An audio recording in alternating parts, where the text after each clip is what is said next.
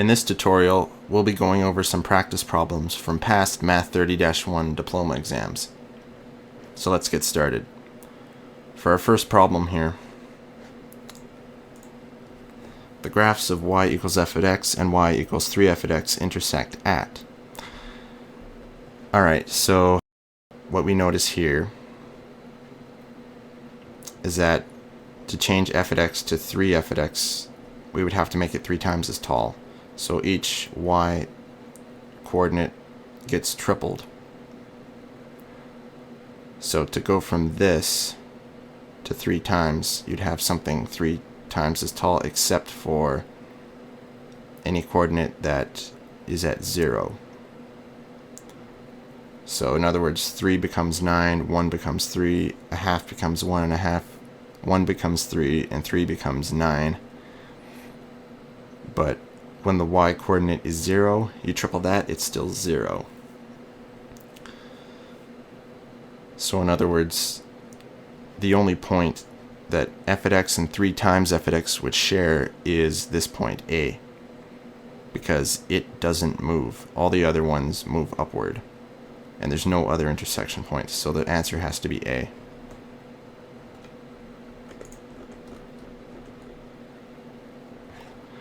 Alright, problem 2. The graph of y equals f of x is shown below. When the graph of y equals f of x is reflected on the line y equals x, the number of invariant points is. Alright, so what's an invariant point? An invariant point is simply any point where the x coordinate and the y coordinate are the same. So in other words, 1, 1, 2, 2, 3, 3, 0, 0, negative 1, negative 1, negative 2, negative 2, and so on. So it's any point in this function that intersects with the line y equals x.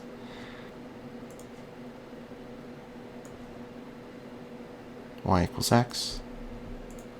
Okay, now I'll switch colors.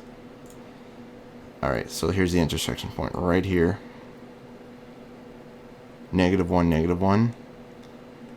And then this point right up here, which is, I'd say 1.5, 1.5. So when we take this function and we reflect it on y equals x, all the points are going to change except for these 2 points, because they're right on the reflection line, so they stay put.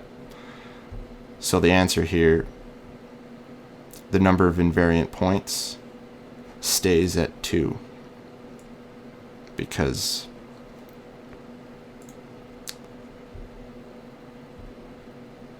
none of the other points are going to intersect with this reflection line, only the invariant points, and they're going to stay intersected after the reflection takes place. So the answer is 2. Question 3. If log base xy equals a, then the equivalent expression for y squared is.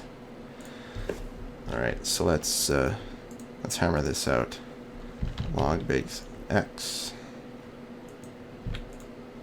y equals a. Alright, so how do we deal with this? Anytime we have log base x, what we want to do is raise this expression to an exponent with base x, and that's how you cancel out the log. So this log base x is going to go away, and it's simply y on the left side, and then on the right side a becomes an exponent with the base being x, so this becomes x to the power of a. Simple as that. So then the question wants to know, what is y squared? Well, we simply square both sides and we get y squared is equal to x. Let's use brackets here. X to the power of a squared, like that. And then finally, our final step is y squared is equal to x to the 2a, because when you have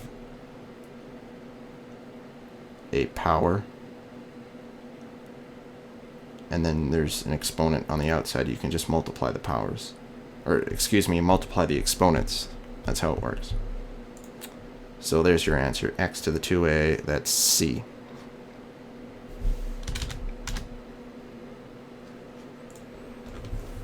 Question 4. Earthquake intensity I is given by the equation, okay, where M is magnitude measured to the nearest tenth on the Richter scale, and IO is the reference intensity. By 1906, it had an earthquake of 7.8 on the Richter scale. What is the magnitude of an earthquake that is 158 times less intense than the 1906 earthquake? Okay, so what we know is that the 1906 earthquake had an intensity, I, which is equal to I0 times 10 to the power of 7.8.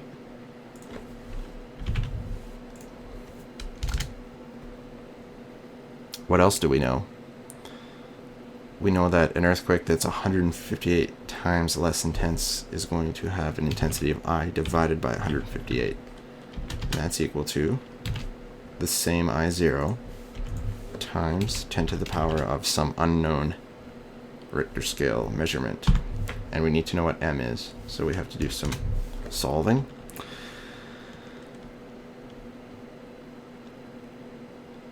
So what we can do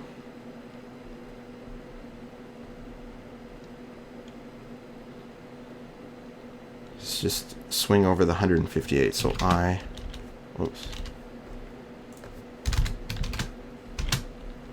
is equal to 158 times,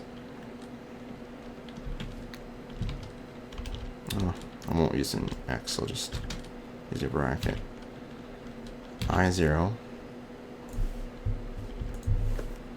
times 10 to the power of M.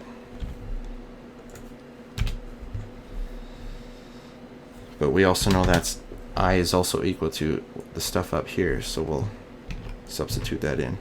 So this equals this. Okay, I think that's easier to read. 158 times IO times 10 to the M equals IO times 10 to the 7.8. Now we can see that we have IO and IO that can cancel out, and we're just left with 158 times 10 to the power of M is equal to 10 to the power of 7.8.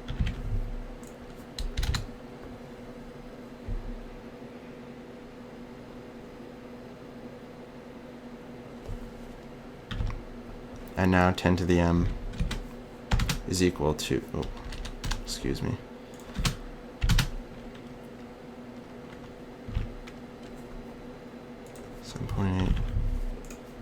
times, divided by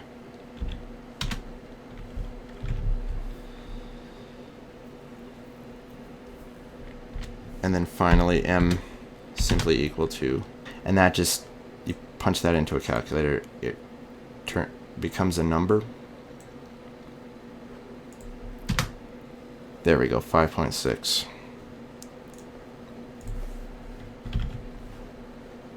What's our answer? Nope. 5.6. C.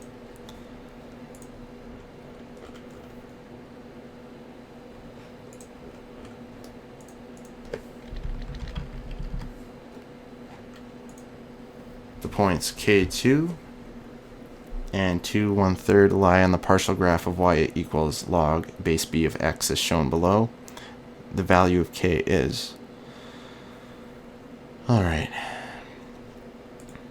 So let's start with the coordinate that we have fully. Y equals log base b of x. So let's start by typing in the y coordinate, which is 1/3, is equal to log base b, we don't know what b is, at least not yet, times, log base b of 2.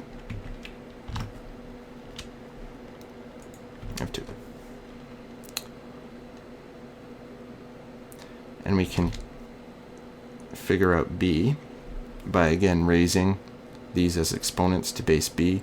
The log base b will cancel out, and we'll just have b to the power of 1/3 equaling 2.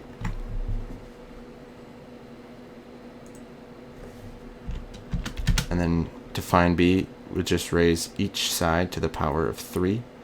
So then the 3 times the third will equal 1, and we'll just have b. And on this side, 2 cubed. 2 cubed will equal 8. So now we know what b is.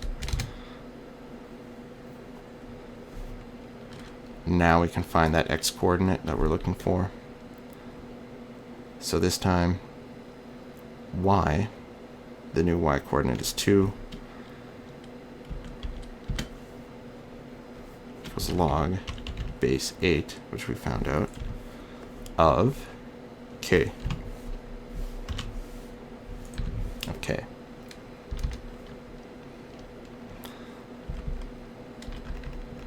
And then, again, raise these as exponents with base 8. 8 to the power of 2 now, equaling k. And 8 squared is obviously 64, so we're done. D64.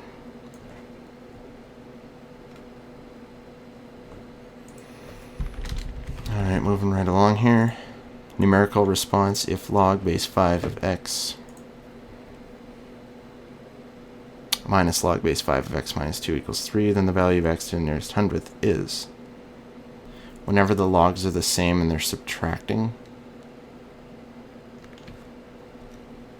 let's just write this out here, long form.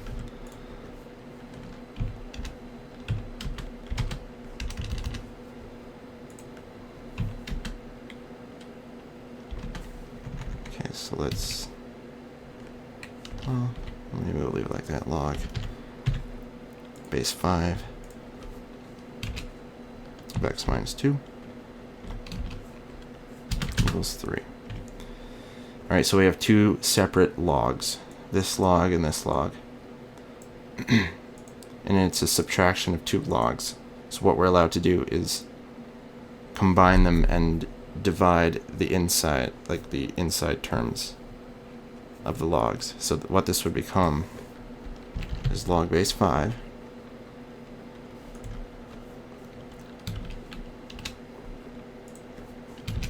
of x divided by, put another bracket in here, x minus 2. Maybe I'll use a square just to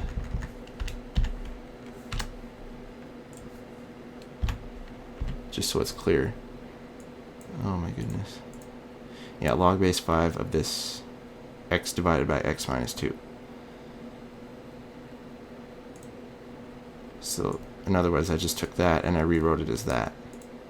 Because we have subtraction of two logs, we can divide one divided by the other inside of the log. That's how it works.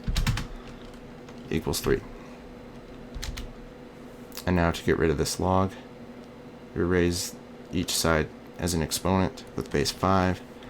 So that's going to get rid of the log on this side. And we'll simply have this. And then on this side we'll have 5 to the power of 3. So here I'm going to do two steps in one. I'm just going to say x. Oh, what have I done here?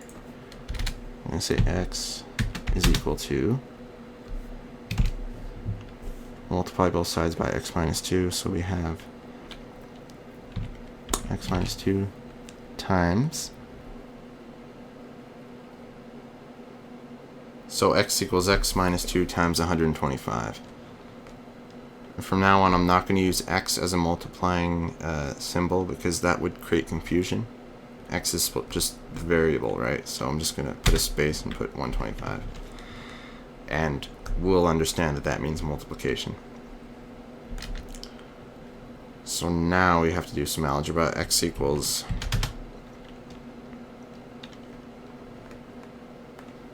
x equals 125x minus, if we just expand the bracket, 250. Because we multiplied this into x and this into the 2, so it expands to that. And what we're left with, if we do 2 steps in one, subtract the x on this side, add 250 on this side, we get 250 equals 124x. And finally, x equals 250 divided by 124. What do they want it? To the nearest hundredth. So there we go, 2.02 is what we'd write. Alright, moving on here.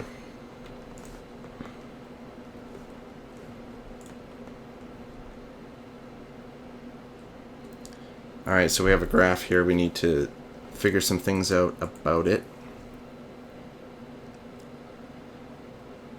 The characteristics that describe the function y equals f at x are something, something, and something. Alright, so we notice that this is a quintic equation. It goes down, then it inflects, then it goes down, then up, then down.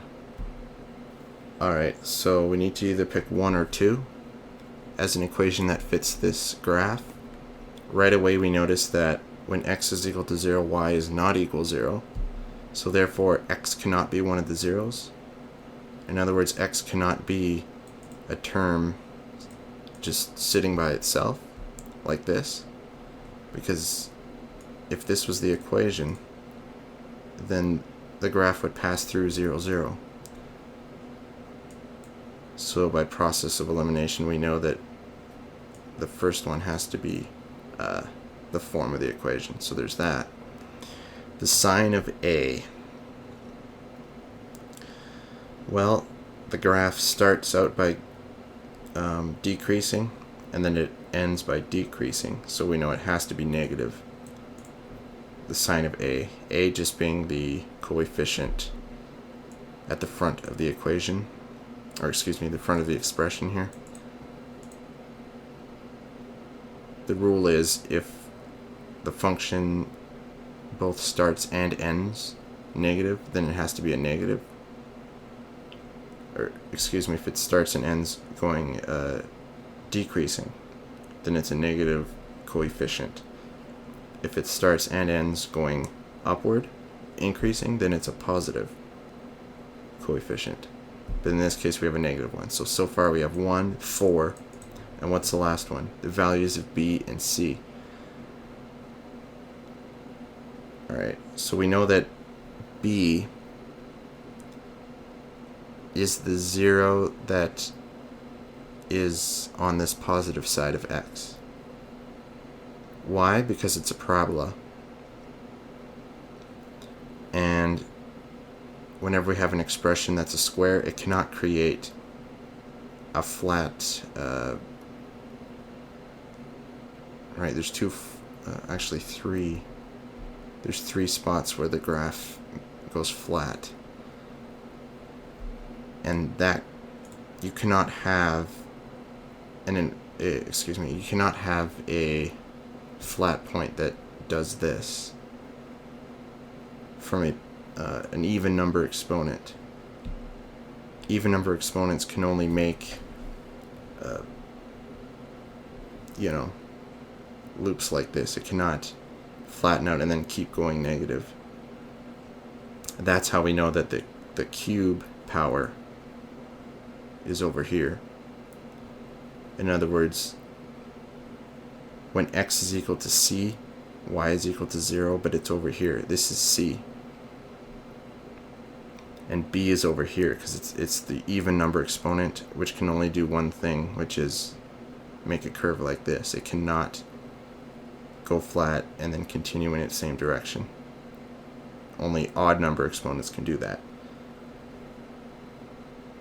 So from this we can tell that c, the 0 that's inside of the cubed power, has to be this illustration over here, whereas the even number exponent, the b0 has to be over here. So b is positive and c is negative. B being positive, c being negative, we have 5. So 1, 4, 5. So that would be our response, 1, 4, and 5. Continuing on. Which of the following binomials is a factor of a polynomial function?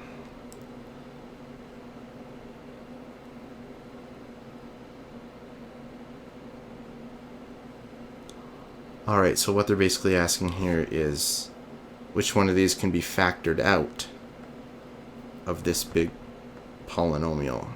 And in Math 30-1, we're not given a cubic equation. We're not given an equation generalized that allows us to solve cubic functions. So we're going to have to think smart here. We're going to have to find some other way of finding out how we factor out one of these expressions. And the way to do that is to take the 0 and test it in the equation. So for the first one, the 0 is -1. Because if you put -1 in for x, this becomes 0. So let's take -1 and plug it in to this equation. 3 times -1 cubed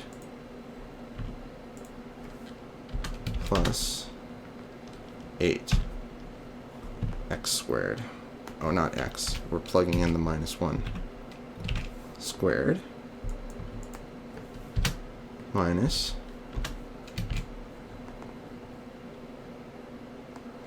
-1, obviously, minus 10. And if this equals 0, then we know that we have the right answer. So let's work this out. -1 cubed is still -1, which is -3. So minus 3, minus 3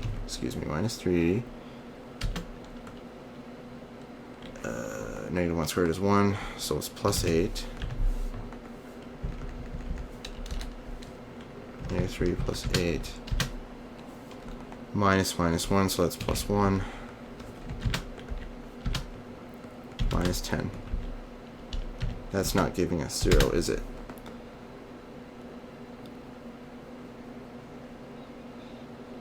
-4. So we didn't get 0, so that's not the right answer. Let's move on. I prefer not to do fractions if I can help it. So let's try this one. X plus 10, we're going to use minus 10. So now we'll take minus 10 and plug it in to the equation. This will be minus 10, minus 10, minus 10. So what will this be? This will be -1,000, so -3,000. And we can stop right here because this is not going to add up to cancel out the 3,000. So let's try this one. The 3x plus 5. How do we make that equal 0? We -5/3 would do it. -5/3 times 3 is -5 plus 5 is 0. So once again, we'll take our equation and plug in -5/3 each time.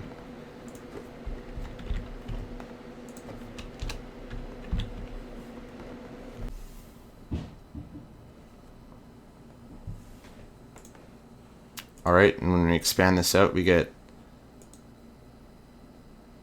5/3 cubed equals 125 over 27. Because 5 cubed is 125, 3 cubed is 27. -5 squared is 25, 3 squared is 9, and then that's just that. Okay, so we have that. Now, oh wait, the cubed and the squared go away because we just expanded that. Okay.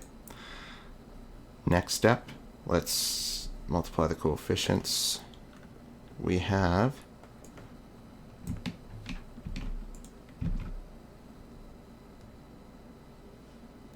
-375.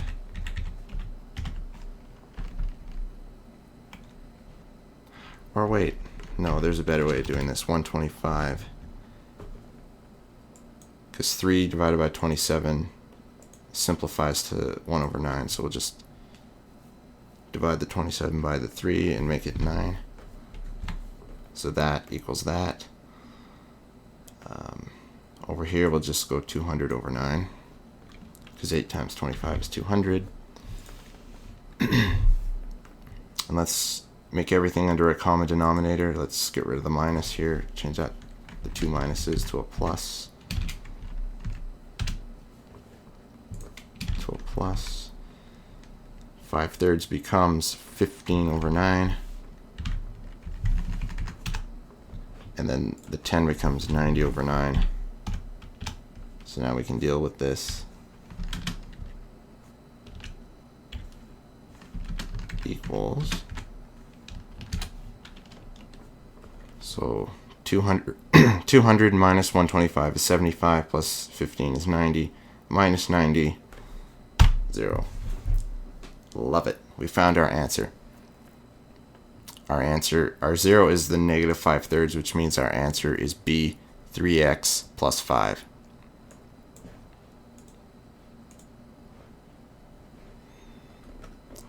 Okay.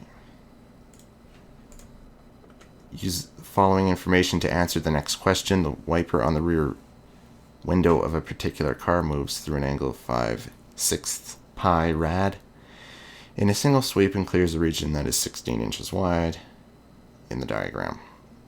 The total perimeter of the cleared region to the nearest inch. Alright, so what they're asking us to do here, is to find the total distance outside the entire shape. So I'm going to illustrate it here as best I can. I'm going to take this. So they want to know the distance of this that was awful. This outside curve, right? And they want to know add this distance, and also add this little distance inside here. So that's what they're asking for, the total distance all the way around.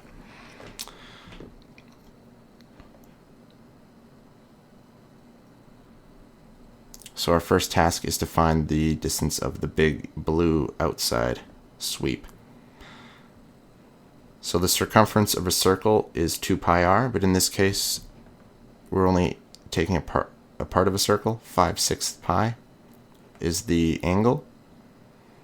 So instead of 2 pi r, our formula is going to be 5/6 pi r to find this outside distance. So 5/6 pi r. Our radius in this case is 20 inches, the 16 and the 4 together, to make the 20-inch radius. And that simplifies to 100 over 6 pi, or 50 over 3 pi. So that's the blue distance. Oops. That's the blue distance. Now we need the 2 red distances. They're obviously 16 each, so we can go 16 plus 16.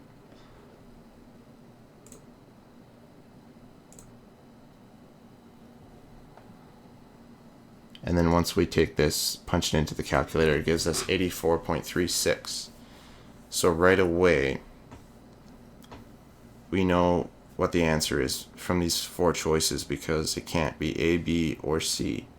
The reason is we haven't yet counted that inside little sweep. In other words, the green part.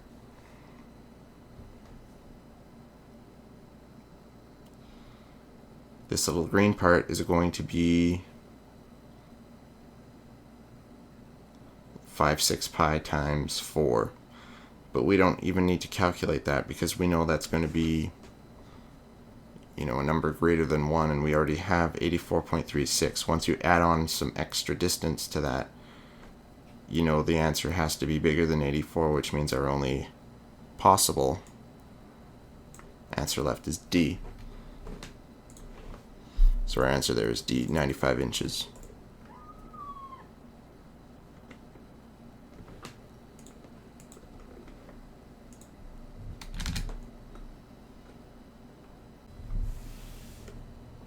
point A, x and y, is the intersection point of the unit circle and the terminal arm of 145 degrees in standard position. The coordinates of point A to the nearest hundredth are. Alright, so the nice thing is we don't have to do any calculating. The numbers are here for us. All we have to do is figure out which quadrant the coordinate falls into.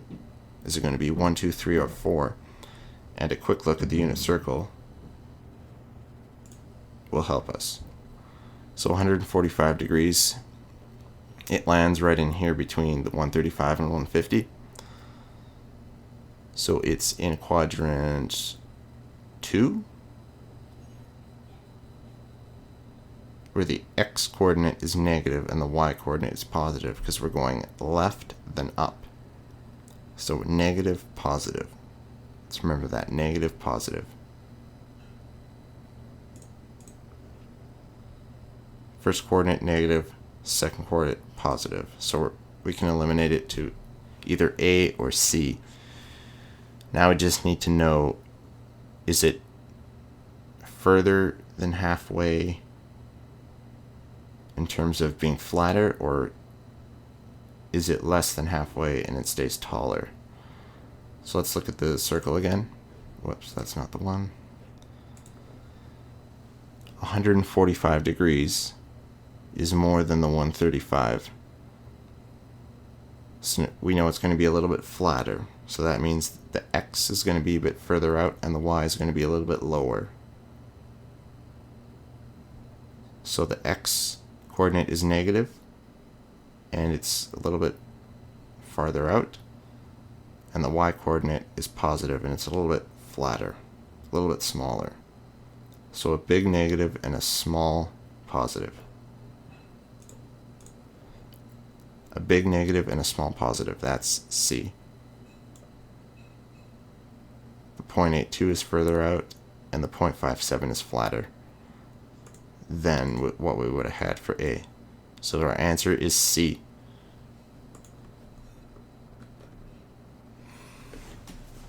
Number 9, an expression that is equivalent to cos 2x plus 2 sine squared x divided by 1 plus tan squared x, where x is not equal to n pi over 2, n is an element of the integers, is. So this is where we're going to need to turn to our formula sheet to try to help us with some of these entities and what they're equivalent to. So let's just pull that up.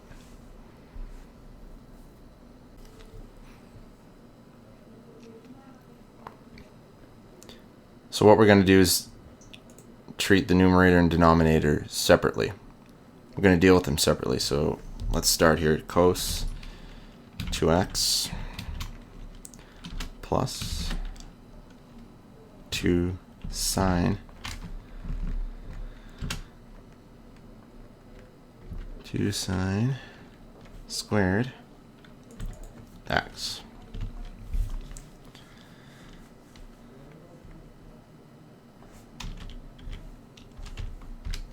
What are we going to do to it? The cos 2x is equal to cos squared x minus sine squared x.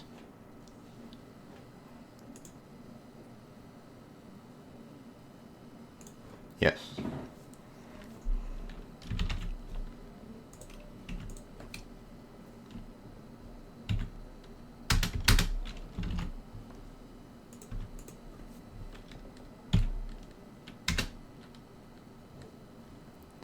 Plus, and then once again plus this. Okay, so what does that equal? 2 sine squared x minus sine squared x. Well, that's obviously just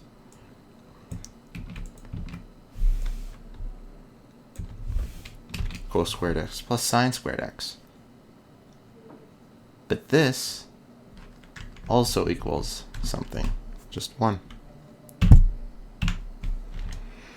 So what about the denominator? 1 plus tan squared x. Well, that is equal to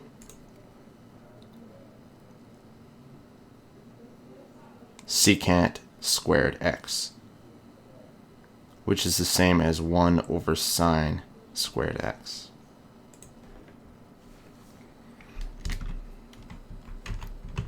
Divided by 1 plus 10 squared x.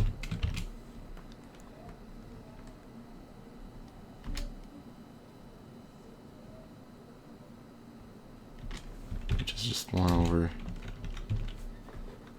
x squared x, which is equal to sine squared x, excuse me.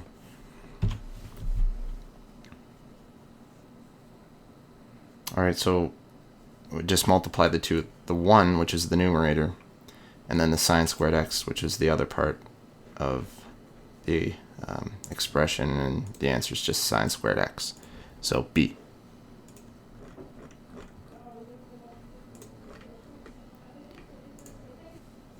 The London Eye is an observation wheel with a radius of 68 meters. Rides consist of one complete revolution, which takes 30 minutes, and begin on a platform 2 meters above the ground. The height h at t in meters of a rider above the ground as a function of time t in minutes can be expressed as h at t equals a sine b times t minus c plus d. Which of the following equations could represent the function of h at t? Okay, so we have to gather our information here. Okay, so right off the bat here, we can eliminate a and d. And that's because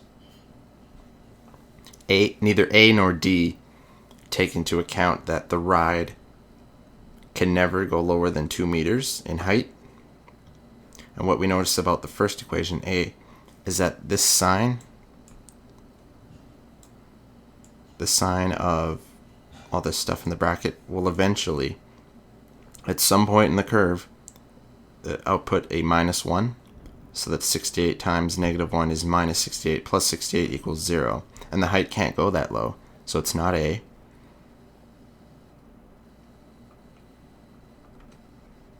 It's not A. It's not D either, because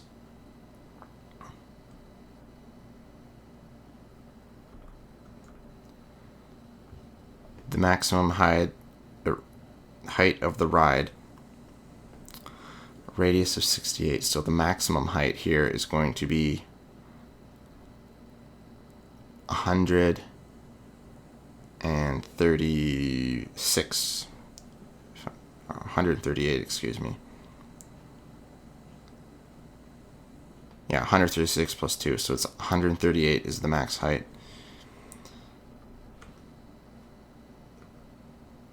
And we can't reach that height with D, because the sine of whatever in the bracket will eventually output 1.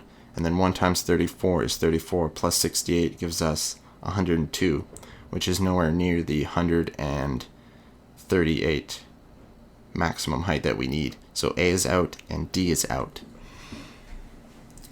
So that leaves us with B and C.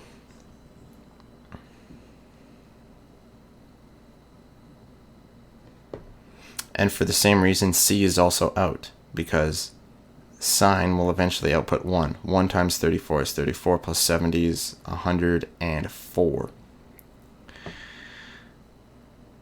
That leaves us with the only potential candidate being B, because our maximum height can be reached at 138, because 1 times 68 plus 70 is 138.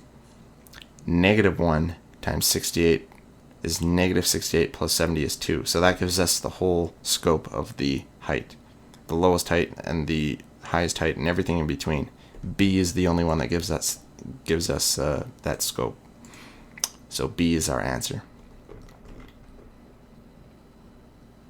2-year-old Darren is playing with a train set that has an engine and detachable train cars. The letters are glued to the engine of the cars, and the two cars' letters are identical. Darren does not know how to spell his name, but he knows that the engine with the letter D must be in front. The total number of different possible arrangements of all the train cars with the engine in front is... Okay.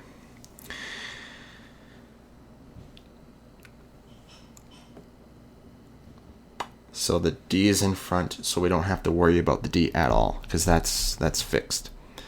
But the other letters are going to be rearranged.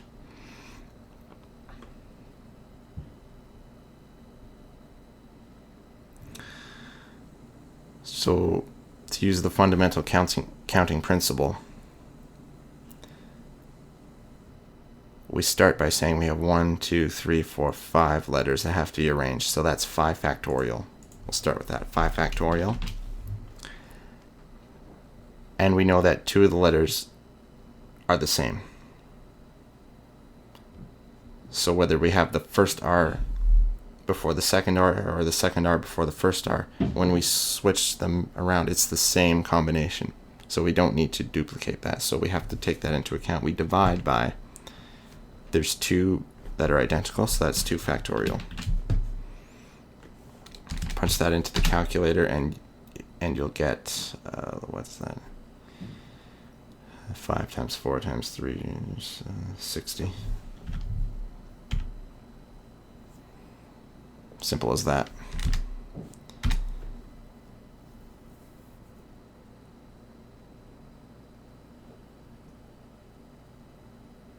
Or excuse me, it'd be 120 divided by 2, 60, yeah.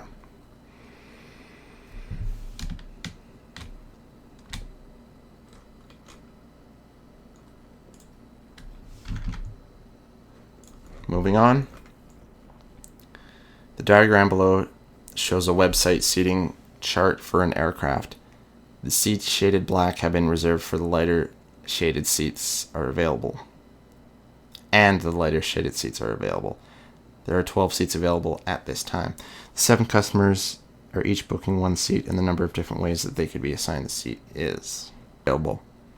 We know that we have 12 seats available to be filled, and there are 7 customers to fill them.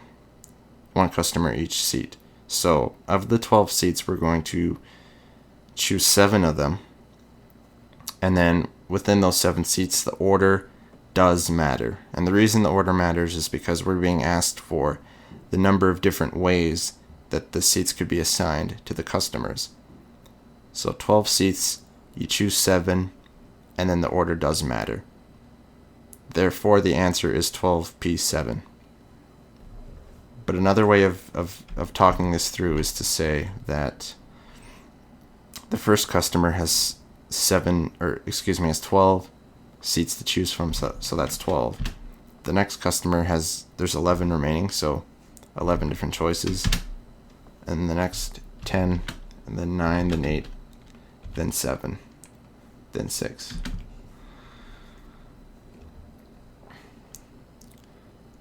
So what that is 12 times 11 times 10 times 9 times 8 times 7 times 6 is 12 factorial divided by 5 factorial, which is the same as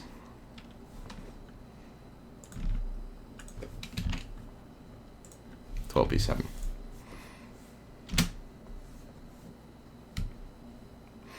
Now, just as an extra note here, if they had said that the arrangements don't matter and they just want to know which 7 seats are going to have passengers in them, and it didn't matter which passenger was in which seat, then that would be different. That would be 12c7.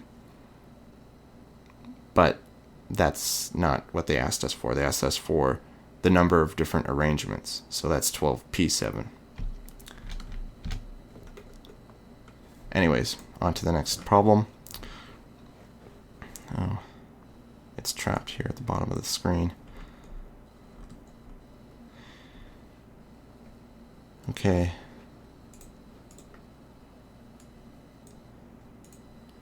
For the general term t k plus 1 in the expansion of x to the a plus y to the power of n, written in descending powers of x, the exponent of the variable x is.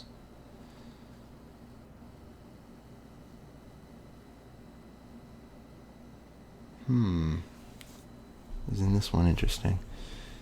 The exponent of the variable x.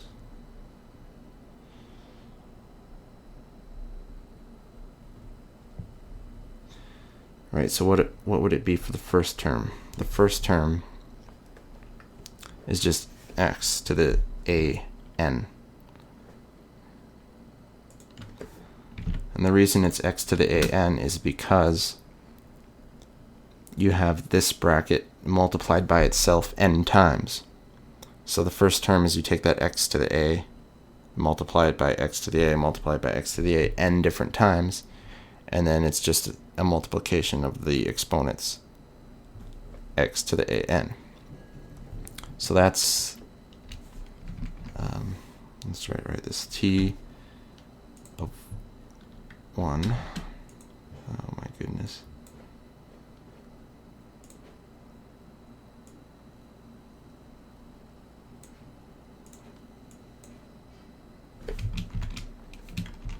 just bear with me here, to the a(n)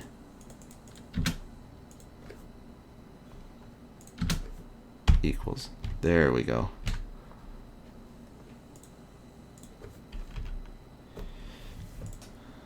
Why do I have spell checker on?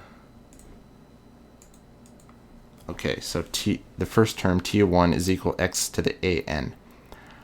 Now what we want is to figure out t2.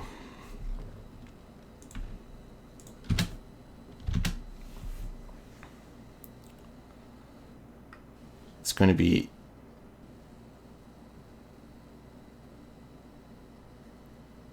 to be one less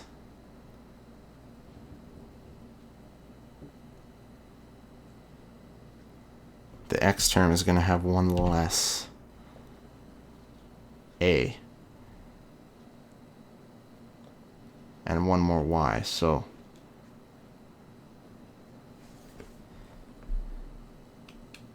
x to the power of a, and instead of multiplying it n times, it's going to be n minus 1 times, so it's 1 time less, because now we're grabbing one of those y's. So instead of n, it's n minus 1 this time, times y. And then t3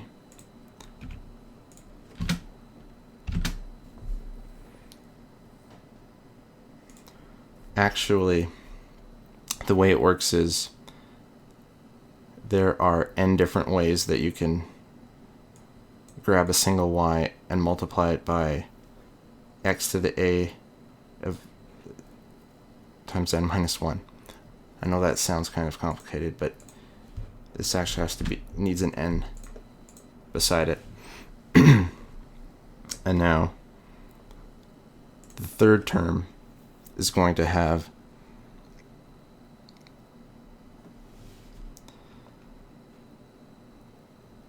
we'll just ignore the coefficient for now. We'll just go to the x to the, following the same pattern, a n minus 2.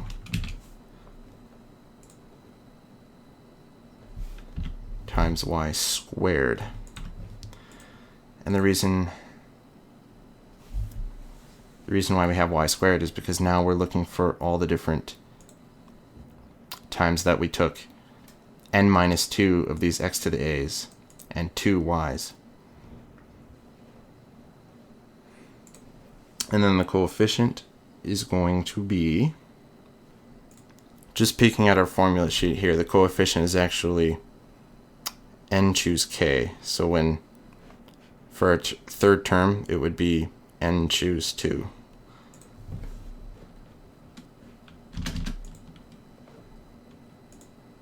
N choose 2 times x to the an minus 2y squared. So going back to our original question, to answer the question, we have to look at the pattern of these exponents. For t1, it was an. For t2, it was an minus 1. And for t3, it was an minus 2. So let's just write the powers here. For 1, it was an minus 0n, And for 2, it was an minus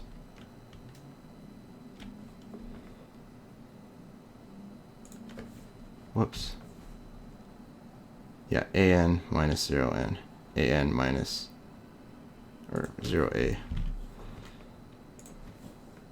1a, and then for 3,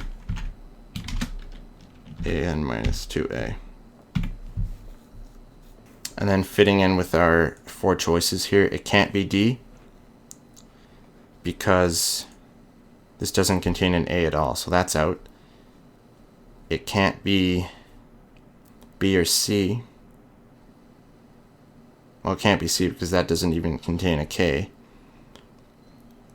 And we know it needs to be for a general K term. And it can't be B because they're doing plus. There's no minus in it at all. So our only available option is A. an minus ak. So of the 12 questions, this one was the most complex and perhaps the most difficult to understand, but it's all about understanding patterns and noticing patterns, as we just did here. But your answer here is A.